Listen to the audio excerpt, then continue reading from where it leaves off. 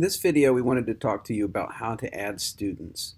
There's two methods to adding students, and one is a preferred method.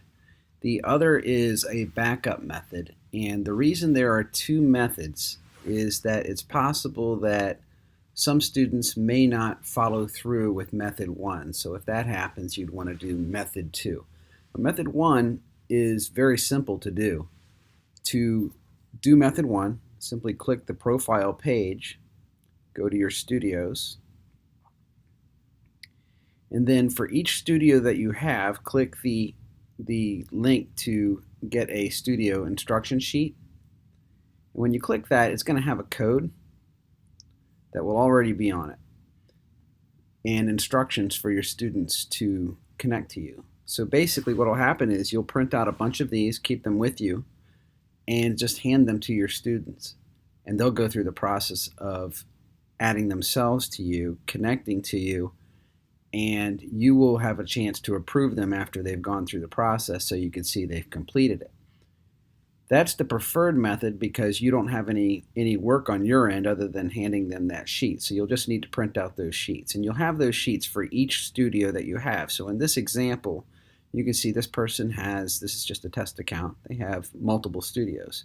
And they have a different code on each one. But clicking this will print out each one. So in other words, if I click this, I'm going to print out a sheet that has this code. If I click this, I'm going to have a sheet that has this code. So I just hand out my sheets to the appropriate students for whatever studios I teach, because I could teach for multiple studios. The other way of doing this is method two, and you're going to only do that. You could do that for testing, but really the reason that method two exists is suppose that you hand out all your sheets, but students still don't follow through and add themselves.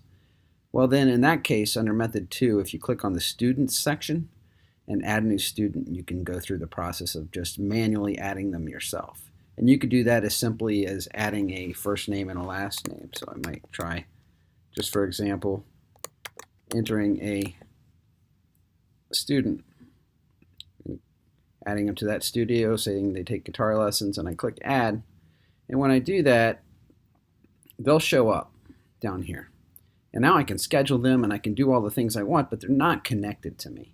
So for them to connect, they have to still go through the process of getting logged on, creating their own student account, and entering the code to connect to you.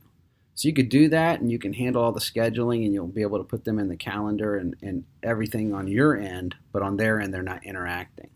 So the preferred method is for them to handle everything themselves by you handing them the sheets. The backup method, which only exists if they don't do method one, is to add them manually here with the Add New Student button.